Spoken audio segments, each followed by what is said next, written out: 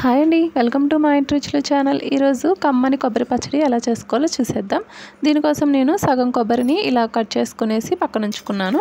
ఇప్పుడు స్టవ్ వెలిగించుకొని ప్యాన్ పెట్టుకొని 1 టేబుల్ స్పూన్ ఆయిల్ వేసుకొని 1 టేబుల్ స్పూన్ పచ్చిశనగపప్పు, 1 టేబుల్ స్పూన్ మినపప్పు, 1 స్పూన్ జీలకర్ర, అలాగే కొద్దిగా మెంతులు వేసుకునేసి వీటిని దోరగా వేయించుకోవాలి. ఇప్పుడు మీ స్పైసీనెస్కి తగ్గట్టుగా ఎండుమిర్చి వేసుకోండి. నేనైతే ఇక్కడ 20 వరకు ఎండుమిర్చి వేసాను. అలాగే కొంచెం చింతపండు కూడా వేసి దోరగా వేయించుకుని మిక్సీ జార్లోకి అయితే తీసుకొని పక్కన ఉంచుకున్నాను.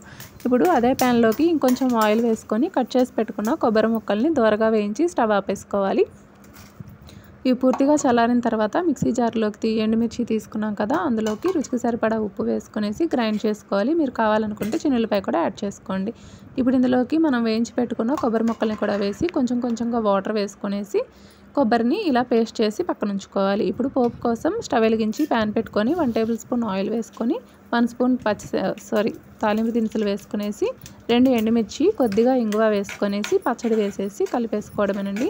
కమ్మని కొబ్బరి పచ్చడి అయితే రెడీ అయిపోయింది. వేడి వేడి అన్నంలో నెయ్యి వేసుకొని తినండి. Thanks for watching.